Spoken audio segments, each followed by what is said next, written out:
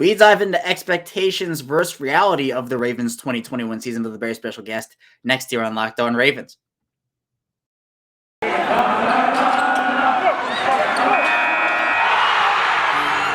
are Locked On Ravens, your daily Baltimore Ravens podcast, part of the Locked On Podcast Network, your team every day.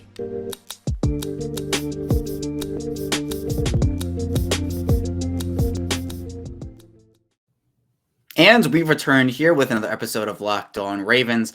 I'm your host, Kevin Ostreicher of Ravens Wire. This podcast is brought to you by OnlineGambling.com, the place to be for all the latest gambling news and tips throughout the NFL playoffs. Visit OnlineGambling.com/NFL to get the edge over the competition throughout this year's playoffs.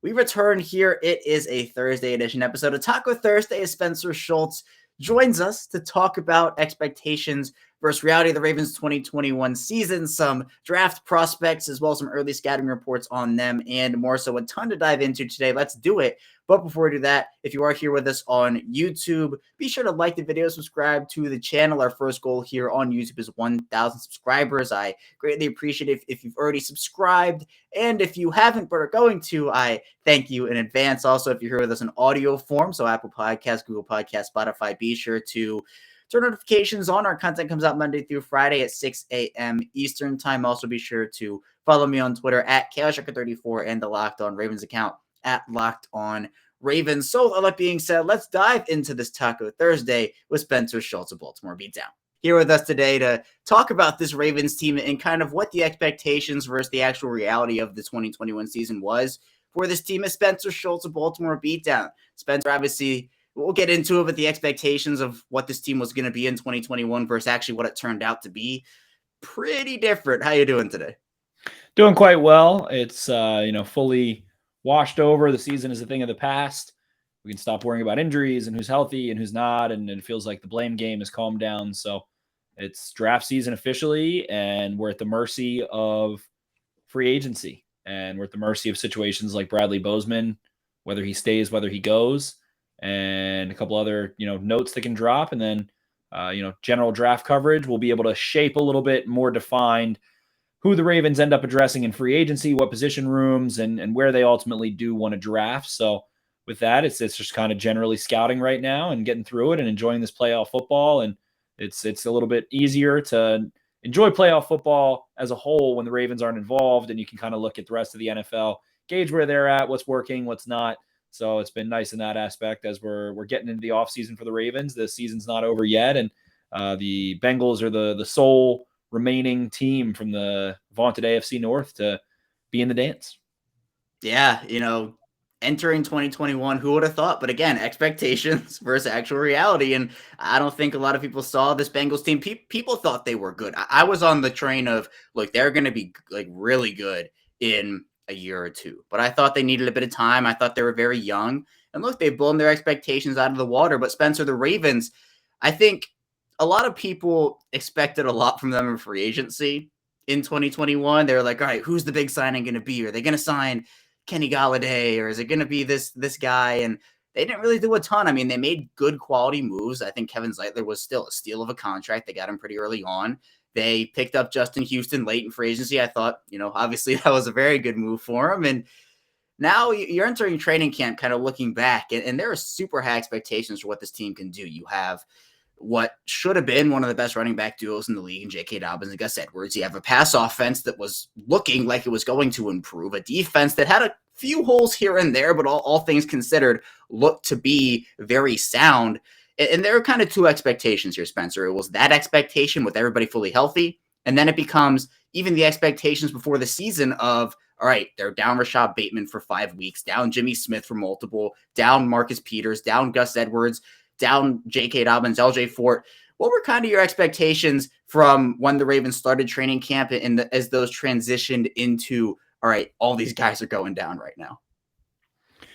Yeah, it was that devastating day, I believe the Thursday before the Raiders Monday night game, where you lose Gus Edwards and Marcus Peters, two impact players, after you've already lost J.K. Dobbins. And on top of that, training camp was just a little bit of a nightmare with the offensive side of the football. and the offensive line missing time, the wide receivers missing time, Lamar Jackson missing time, Gus Edwards missing time, all of these different players missing time. And it felt like they didn't really have a very continuous training camp or a very quiet training camp in the sense of staying out of the trainer's room. Hollywood Brown goes down, Sammy Watkins goes down, Rashad Bateman ends up needing surgery. Both of your running backs go down. All three of your running backs go down. Nick Boyle's out. Ronnie Stanley comes back eventually. Pat Ricard missed time. All along the offensive line, guys are missing time left and right. So it was tumultuous. The only kind of consistent competitors were James Prochet, to a degree, Devin Duvernay, and Mark Andrews, it felt like, overall. And then, Tylan Wallace there as well, and some of the other guys. Miles Boykin's even out for a good bit of that. So it was tumultuous, and it never ended. It started into the season, and we saw a Ravens team that defensively couldn't finish and keep the Raiders from getting into field goal range in the end of the fourth quarter after the Ravens drive down and kick a go-ahead field goal. And from there, it was just up and down from there. So you're looking at a team that you see an explosive Raiders team at that time that did have a healthy Waller, a contributing Ruggs, Brian Edwards and Hunter Renfrow, and all these guys are healthy. They're there, they're active and making plays. And even Zay Jones. So from there, it kind of felt like the offensive line was an issue. Ronnie Stanley didn't play well. And then after the game, you come to find out that he's shutting it down. So from there, Alejandro Villanueva, who was not expected to be your left tackle, is suddenly there and played a pretty good game against Kansas City. But overall was bad. When he lost really badly. And your offensive line's not good. You're missing a lot of guys, and it really limited what they could do. But then they were able to, rise from the ashes because of Lamar Jackson's dominant play, Mark Andrews' dominant play, the connection that Hollywood Brown and Lamar Jackson had, and able to get into gear, mount some masterful comebacks, and overcome some turnovers and get some, they were able to kind of finish a couple games there in the fourth quarter and overtime. They were able to kind of shut down the Chiefs in the second half of a game where they had a rough first half. They were able to shut down the Vikings in the second half when they had a rough first half. They were able to shut down the Colts when they had a rough first half. A lot of different teams. So they were able to play, it was early in the season before the injuries continued to grow that they were able to find those plays late in game to win. And even as late as against, the Browns or the Bears later in the season, Lamar Jackson, Tyler Huntley, the defense faltered in Chicago. And then you're able to, go get a play offensively, go have Sammy Watkins. That was the one time where out of all of those one-score games where it felt like the other team made a true mistake was against the Bears when Sammy Watkins' defender falls down and is wide open and leads to a touchdown that wins the game. But other than that, they just couldn't buy a finish, whether it was on the offensive side of the ball or the defensive side of the ball. And it was time and time again. In overtime, they couldn't finish. And the end of the fourth quarter, they couldn't finish. They couldn't get a stop when they needed one. They couldn't score a 2-point conversion when they wanted to. All these different things. So, expectations versus reality.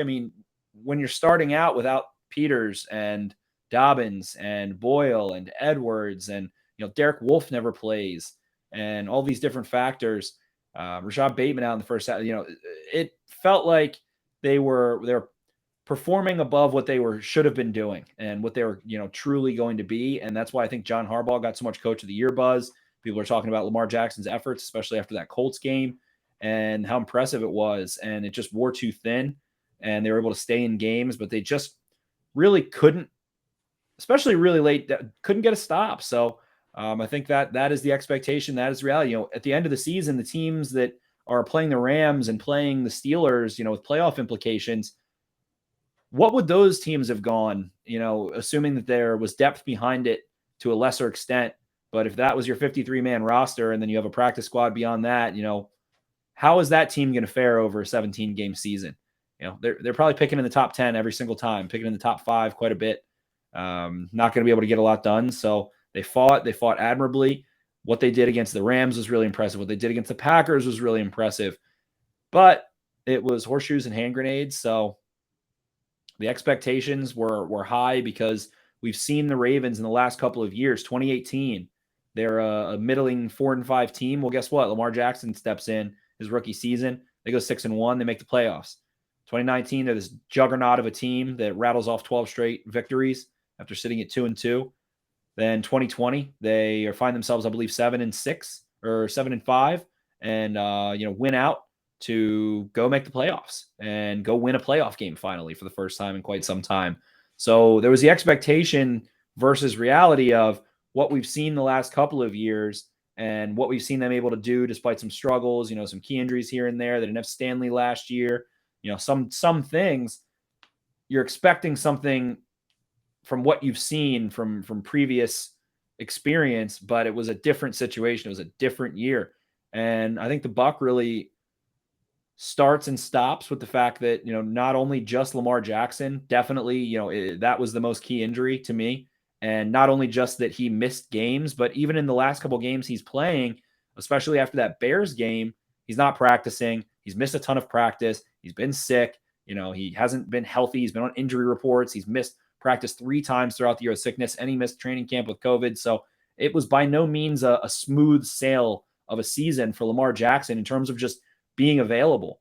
And the fact that so much of it had to do with sickness was always peculiar, and a little bit of a trepidation into what this team could have done. But overall, Marlon Humphrey goes down, and that's major. You're already without Peters. Your secondary has been struggling. Humphrey wasn't playing at an all-world pace like he did, the last couple of years, but he was able to shut down Mike Williams and the Chargers. He's able to make some key plays, defend passes, and there's that confidence there where, you rely on him and you trust that you have your guy. You had one terrible game against the Bengals. Jamar Chase outclassed him athletically and technically at the line of scrimmage and in space. But other than that, he was having a good year. He wasn't having a great year, but it compounded. And then you end up losing more guys in the secondary. Jimmy Smith can't play, and Chris Westry can't play, and Anthony Averett ultimately can't play. And so it would have been a lot easier, I think, for expectations if the Ravens would have started to roll over and die earlier, but they didn't. And that's what set the bar higher and expectations higher, and knowing that what they were able to do in 2018 and 2020 when they needed to win, and what John Harbaugh's record in December is, and the fact that the Ravens were able to beat the Steelers in week 17 when they had all their starters rested, and they were able to beat the Steelers when they had Jimmy Clausen in, and all these different quirks. But in the end, this was a middling football team that was rattled with injury. And I like to compare them to the 49ers of last year without Bosa. They're without Garoppolo. They're without Richard Sherman. They're without all these players that they expected in 2020. And, they end up being a 6-win team. And the Ravens, it felt the same, but it feels like they're going to be in a decent situation to have some turnover. They've got a chip on their shoulder. They want to prove themselves next year. You hear Chuck Clark, who had a really nice year this year and was one of the constant players, able to walk up to the press, the podium after the final game and say, watch how we bounce back, and walks away. Doesn't answer any questions, because that's the chip they have on their shoulder now. So in terms of expectations versus reality, I mean, it was tough. It was a lot of expecting something magical to happen. And the reality was, it didn't. And then it felt like there was a lot of frustration that something magical didn't happen. So wishing for a miracle and then getting upset when it doesn't happen is generally futile, because miracles are not common, or that wouldn't be a word in the English language or many other languages spun another way. Yeah, I think when you're looking at injuries, they always put a cap on a team, and any team, whether it's Baltimore, whether it's someone else. And I've made this comparison before, would you rather have J.K. Dobbins or Le'Veon Bell running the football? I think everybody knows the answer to that question. So with how much piled up on them and the consistency of it too, it wasn't like the Ravens, they had the injuries in training camp, then they were healthy for the rest of the season. This was a year-long thing. It wasn't like it let up one week or the other. It was they were losing guys for weeks, for months, for the whole year consistently. And throw that in with the COVID outbreak that happened in week 16, where they're just down to their 9th-string corners, guys who have never played before or this season. Robert Jackson, before taking the field against Devontae Adams, hadn't played a defensive snap that season.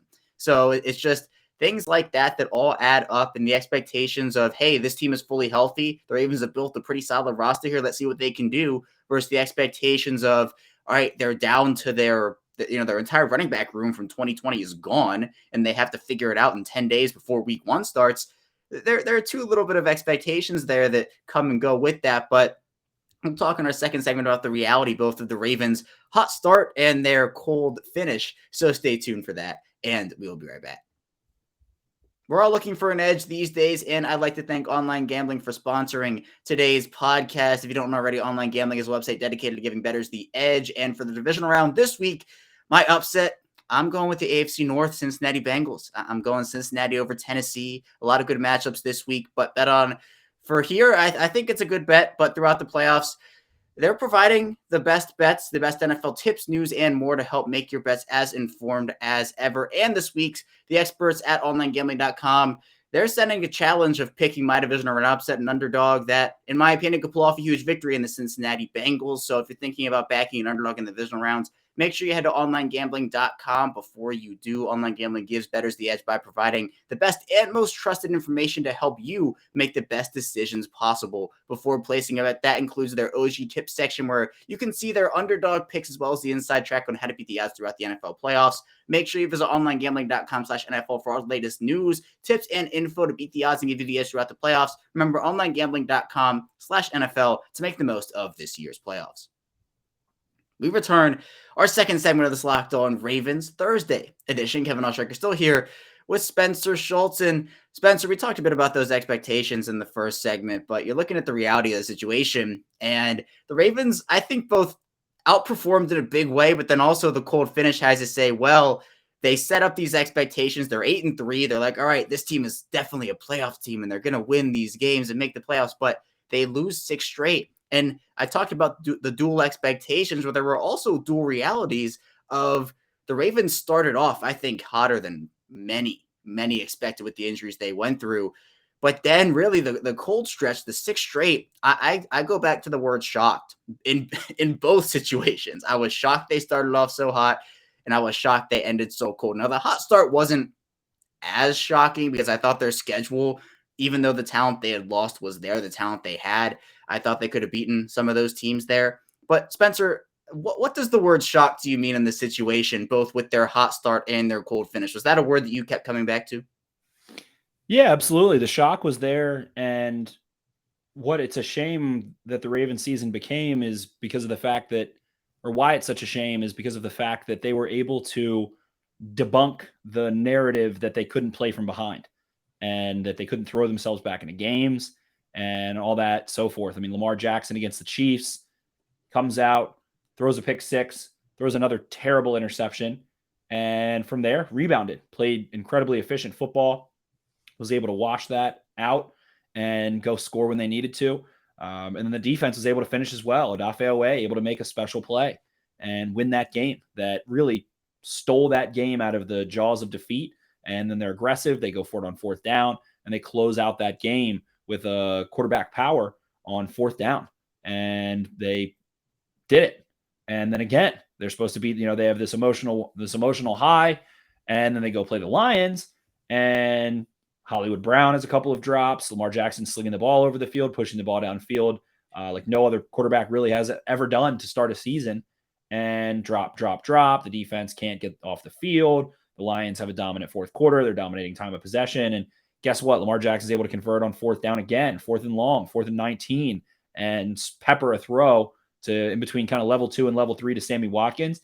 And then they're able to go steal another one by Justin Tucker, another miracle, hitting the longest field goal in the history of the National Football League. And I have the picture of it right over my head if you're viewing on YouTube. And then they continue. They, beat down on the Broncos. They beat down on the Chargers. They're okay. They've kind of been able to navigate themselves through the turmoil of the initial injuries of Marcus Peters, and they're starting to be able to integrate the running backs, Devontae Freeman and Latavius Murray, effectively.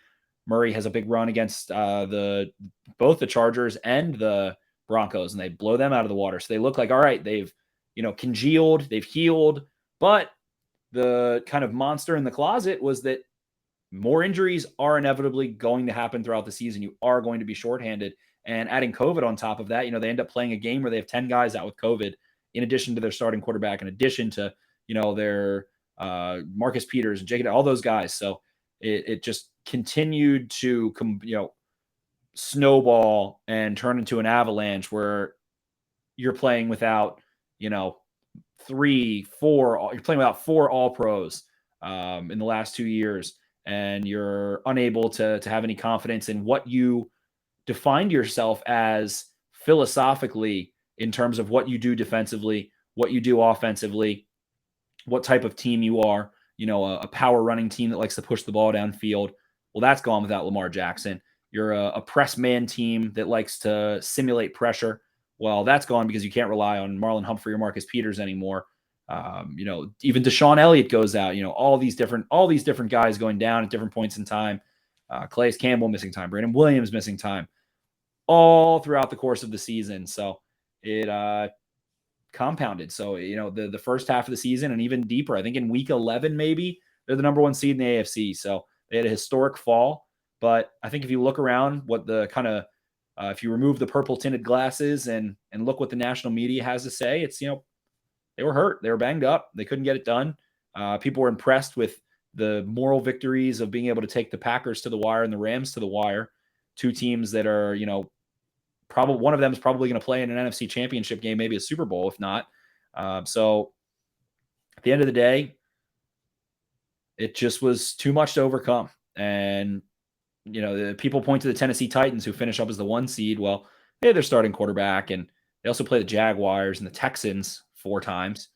They also had the Colts number this year as well, but not exactly a daunting division. If they're playing in a division with 2 playoff teams and a Browns team that was feisty all the way down to the final couple weeks of the season, then maybe it's a different story there. But when you lose a quarterback that you devote so much of what you are down the stretch and remove that, it's difficult to overcome. And that Rams game was mighty impressive, but they didn't score a touchdown offensively.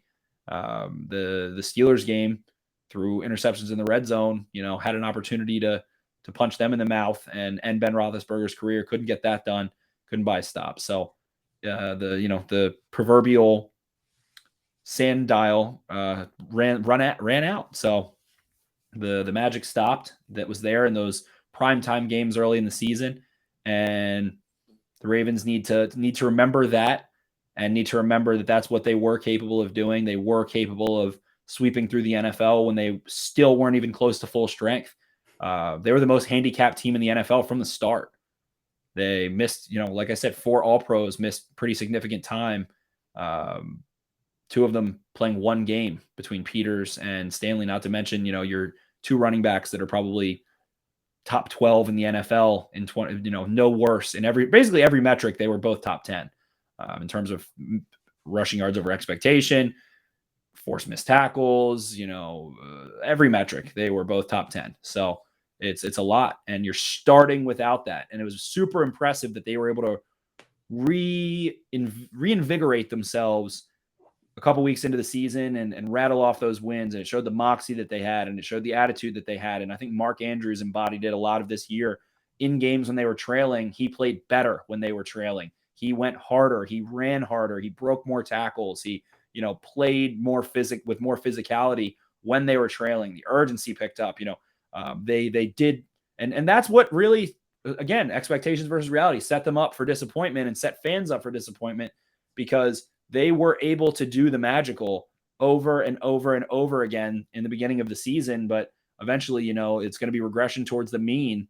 And they ended up about 500 in those 1-score games. So I think that they were 21 points scored away from, in their wins from being the 1 seed, or in their losses from being the 1 seed. And they were like 11 points away in their wins from having the number 1 overall pick. So at the end of the day, they couldn't put teams away, and it was the story of the season late down the stretch. And like I said, it's unfortunate because Lamar Jackson was taking strides as a passer. They were making improvements without Ronnie Stanley or Rashad Bateman or Nick Boyle, who do a lot in the pass game. So, there is the first act and then the second act. So we don't get a full 3-act structure there. But the third act, I guess, is now the offseason and how you rebound. So we'll see what the Ravens do to solidify themselves and if they're able to make some hay. Yeah, and plenty of opportunities for them to improve. I mean, we saw that they have a foundation for success, even with the injuries that happened. And getting all these guys back, getting the reinforcements back is obviously going to help them tremendously. But I think that, with looking at all the graphs that have popped up, like I posted yesterday, 2 of them, wins above replacement and all these different stats, the Ravens were the most injured team, as you talked about. There's not really a debate about this, in my opinion. You can look at all the metrics and say, oh, well, this team had more, or this player went out. But cumulatively throughout the entire, not just regular season, but preseason, training camp, the Ravens had all these injuries. And so that kind of tempers not only the expectations, but helps people understand the reality might not be as good as it was 2-3 months ago. The Ravens still went out there, started 8-3, had those gritty wins, the one-score game wins, the come from behind wins, as you talked about. But then the reality of it was that magic did run out, and they lose 6 straight and just can't get the job done. But we'll head into our final break. When we get back, we'll talk a bit about how this Ravens team can improve with a couple of positions, maybe through the draft. So stay tuned for that, and we will be right back. People think unusual circumstances mean complicated taxes, but for TurboTax Live experts, that's what makes things interesting. Maybe you inherited a condo and are renting it out, or maybe you're getting paid in crypto and aren't sure how it's taxed. For TurboTax Live experts, an interesting life can mean an even greater refund. Luckily, TurboTax Live can match you with the right expert who has experience in your unique situation and can answer all of your tax questions right from your phone or computer. They can even take care of the whole filing process for you. Whether you launch your own startup or are working multiple jobs and juggling multiple incomes, an experienced TurboTax Live expert can help you during the entire filing process or do your taxes for you from start to finish to get your tax deductions you deserve. Visit TurboTax.com to learn more. You do your thing, they've got your taxes. Into it, TurboTax Live. We're back. It's Locked On Ravens. Kevin Oestreicher still here with Spencer Schultz. And Spencer, talking about that expectation versus reality, it's kind of going back to 2021, but let's look ahead now to 2022, where the Ravens will have some very important decisions to make and could lose some very key players. Now, the way that they're going to get better, there are multiple avenues for it, one of those being the draft, but they have to look to free agency as well and understand that they're probably not going to get everybody back who was on this roster in 2021. In fact, that's pretty impossible to do any offseason. But there's a lot of uncertainty surrounding a couple of positions right now. And I want to talk one offense, one defense with you and kind of get your thoughts on a couple of rookies who could maybe come in and provide a boost. Now, for center, the center position, let's start there, and we'll talk about both offense, defense, then I'll give you the floor. Bradley Bozeman, a player who really came into his own at center, played that position at Alabama in college, was very good at it. The Ravens tinkered with him a bit, moved him over to left guard. This season, they move him back to center, played very well, earned himself a lot of money. Center is one of the premium positions in this league. It's very hard to find a solid, good one. And the Ravens, they had one in 2021 in Bozeman. Now, it remains to be seen if the Ravens and Bozeman can come to a price point that they both feel comfortable with. It seems like Bozeman wants a lot of money, and rightfully so. The Ravens, they want to get a deal that's good for him. If Bozeman does leave, there is a top flight center prospect in this 2022 draft in Tyler Linderbaum, Linderbaum's someone who I think can come in and fit really well. I mean, I think for a player like him and for center, there's always this controversy of how high should you pick a center? Is Linderbaum someone who should be the 14th pick in the NFL draft if Baltimore is there? That's something I want to get your thoughts on. Also on defense, though, the edge rusher position. Tyus Bowser reported with that Achilles injury. He posted pictures of him seemingly in surgery. He seems, to have a long recovery ahead. There's uncertainty surrounding Justin Houston and Pernell McPhee and their futures. What is Jalen Ferguson going to bring? Can Dalen Hayes come back 100% healthy? Trayvon Walker is someone who is very intriguing. And there are a couple edge prospects, David Ajabo also, who could potentially fill a need that has become bigger over these last couple of weeks. So, Spencer, when looking at Linderbaum, when looking at Walker, are these two players who, if the Ravens have a glaring hole at either come draft time, you're confident in them picking in the first round? Yeah, both of them, they kind of are a complete opposite situation between Walker and Linderbaum. And in terms of Bradley Bozeman, I think the fact that they extended Patrick McCary a little bit early and went beyond his, what they had him in terms of being able to have him as a restricted free agent. I think that showed that, they're not in the same ballpark with Bozeman and maybe what they want and what he wants. It's not very common for a Raven to hit free agency and come back. I think that he expects to have a market. I would say Bozeman is, it was his first year playing center. He can get a little bit more nuanced and improve a little bit there, but I think we saw pretty much what he'll be. He's passive, he's technical, he's calm, he's a calm presence there. And it's unfortunate because the center position for the Ravens has been so volatile and all signs are pointing towards another new center. So then that brings the question of, if Bozeman goes elsewhere, hopefully the Ravens like, oh, we'll get a 4th-round pick in 2023 for Bradley Bozeman, whatever. So then it spurns the question of Linderbaum. What is Linderbaum?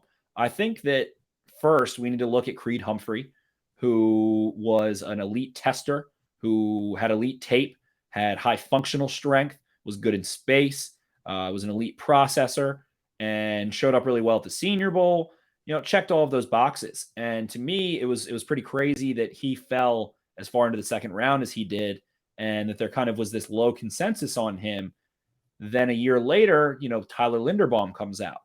And Linderbaum, to me, reminds me a lot of Garrett Bradbury from a couple of years ago, Minnesota Viking, who was in a heavy wide zone scheme, North Carolina State, Linderbaum at Iowa, both very heavy wide zone schemes, a little bit more limited passing game at Iowa than what NC State had, but ultimately that's what you get. So Linderbaum, to me, has elite movement skills. He's super small. He was a great wrestler. You can see the leverage. I think he has really strong grip strength. He's able to lock a block once he gets it. He puts his hands in the right places, gets guys under the armpit. A lot of good things. But the Ravens, unfortunately, are not a wide zone team. Wide zone is going to take advantage of reach blocks where he can get into space, move, use his quickness and his urgency and his mobility and his hips to flip and turn and square guys off, wall guys off. The Ravens want guys who can move people out of the way. Linderbaum can't do that. We have not seen him do that. I don't think that is going to be his forte. I think there will be a heavy learning curve there at the least. And if I had to pick, what does Linderbaum look like in year 4? I don't think it's going to be a player who's known for creating chaos by driving guys off the ball or, being able to really move guys with down blocks. When he struggled, it was when there was a defender put directly over top of him. It was a little bit longer, a little bit quicker, and had more functional strength. But in pass protection, very solid. So to me, he's just not as clean as a prospect as Creed Humphrey was. And I don't understand why Humphrey was the 2nd-round guy and Linderbaum is this high first generational center pretty much. I know PFF says he's the highest graded center they've ever had in college. I'm pretty sure he's a top 2 highest graded center in the last decade. So I just don't see a generational prospect on tape right now. I don't think there's a lot of room for growth in his frame, but I think he can continue to get better. You want to see him be able to take guys on more square, improve his angles when he does need to drive block. He wasn't asked to do it a lot. He can get better there. But to me, it just reminds me a lot of Garrett Bradbury, who has a smaller frame, is very mobile. He makes a lot of high profile blocks that are in space. You see him go, he goes and pancakes a DB in space and there's a big run and he's running really fast. And you see these big plays. And I think that's something that Linderbaum does really well is connect in space and turn a 15-yard gain into a 30-yard gain or, a 10-yard gain into a 15-yard touchdown in space. But that doesn't happen as often on a football field. But in pass protection, he's a very high level processor.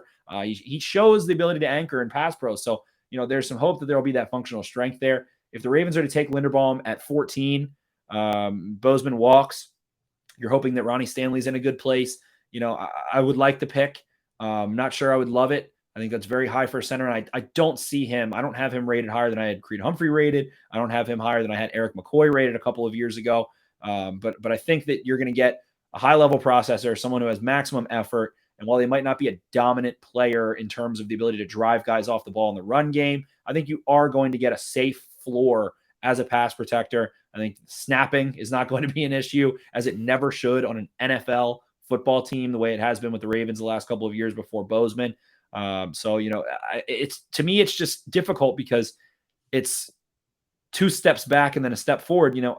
Is Linderbaum going to come in and play at a higher level than Bradley Bozeman did?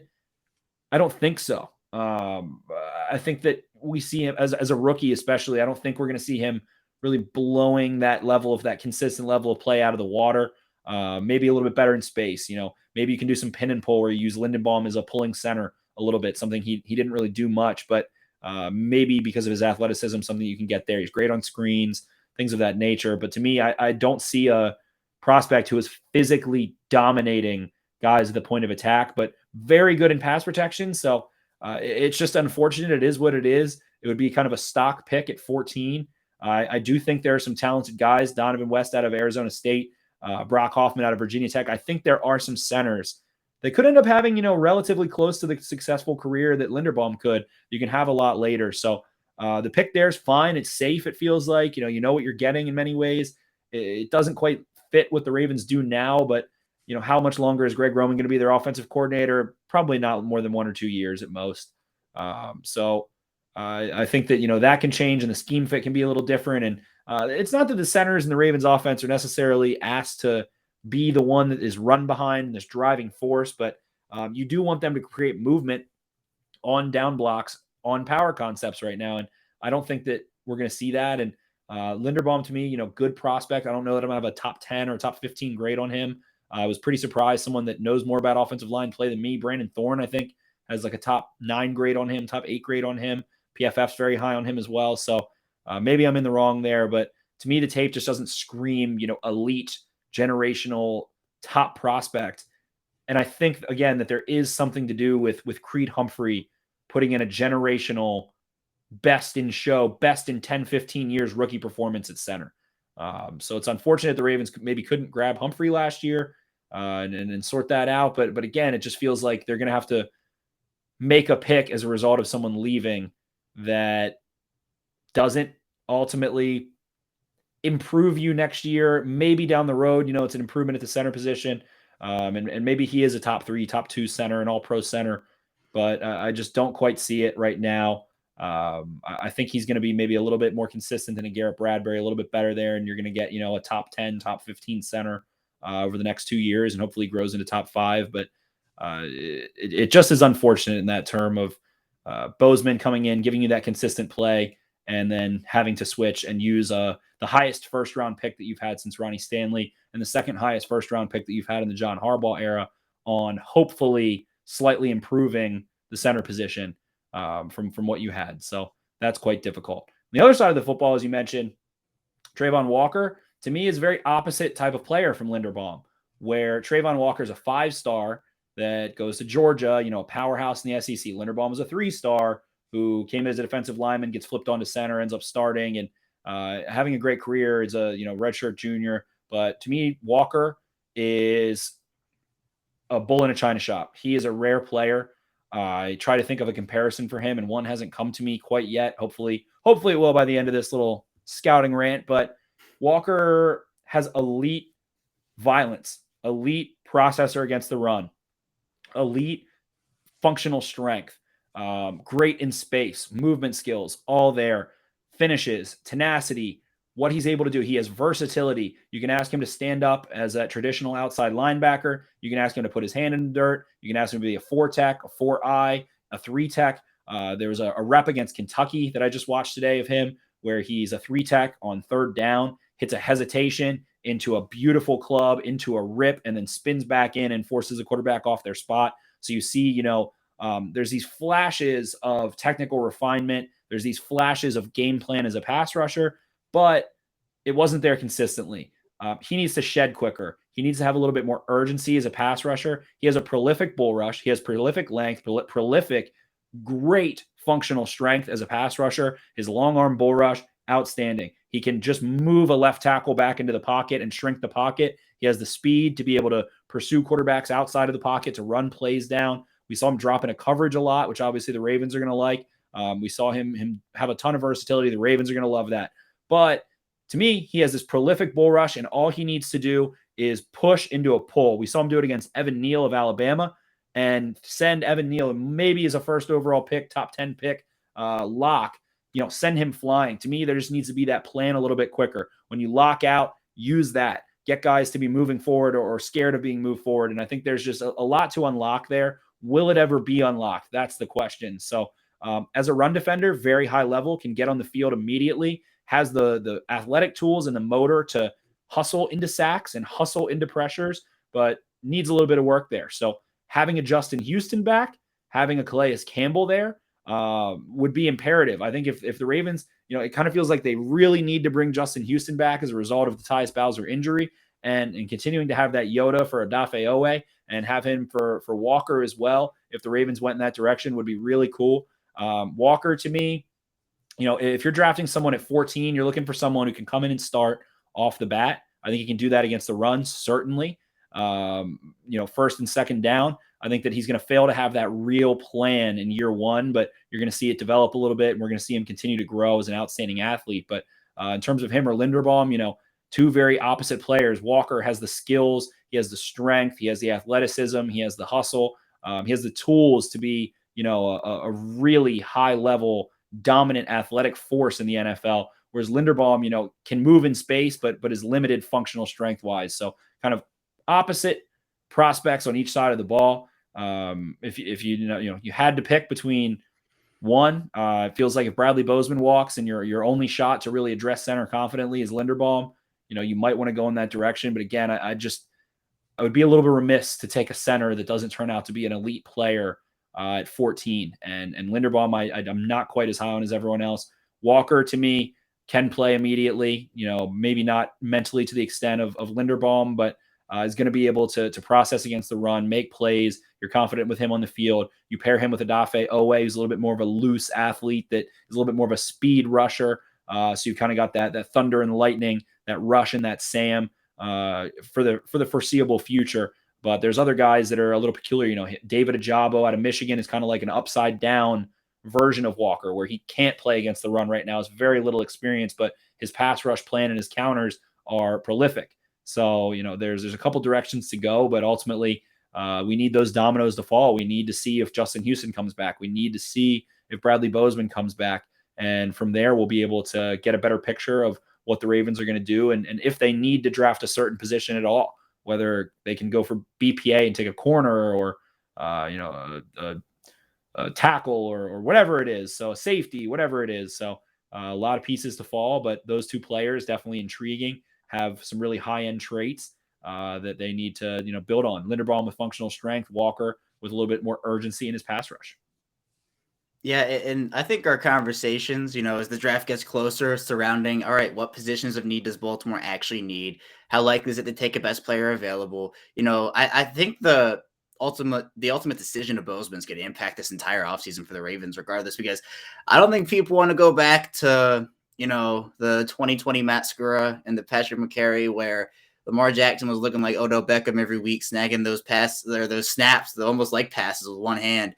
And so the Ravens, if they're, I don't want to say forced, but if they are forced into a pick that doesn't necessarily fit the scheme as much, or the player doesn't fit what they do as much because they have lost another player, the Ravens never panic, I think, during the draft. But, in that situation, if you're losing a Bozeman type player at a position, a premium one at that, I think that, something could happen there. But the draft is going to be interesting. The offseason already very interesting. But Spencer, that's all I have for you today. Thank you so much for joining me here today. Obviously, tons of draft content coming from you in the coming weeks and months. What's on the docket for you up here recently?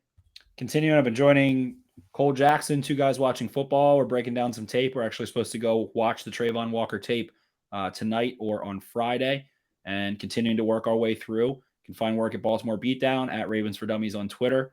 And I'll be churning it out. If you want to, I've been joining some Twitter spaces as well. So you can find me on those occasionally, and the Baltimore Beatdown podcast, and talking ball all the way through, and going to try and find these perfect purple prospects for the Ravens, especially once those dominoes do fall. Yeah, the purple prospect portfolio, triple P's. I still remember it well. It took me a couple weeks to get it down, but I have it down now. So those are exciting always. The Ravens, obviously, some will fit, some won't, but it's exciting to figure out everything. And Spencer's work is great. Be sure to check it out everywhere you can and do that. Be sure to. But that's all I have for you here today on Locked On Ravens. When we get back here tomorrow, we'll be rounding out the week talking more Ravens football. So stay tuned for that, and I'll see you tomorrow.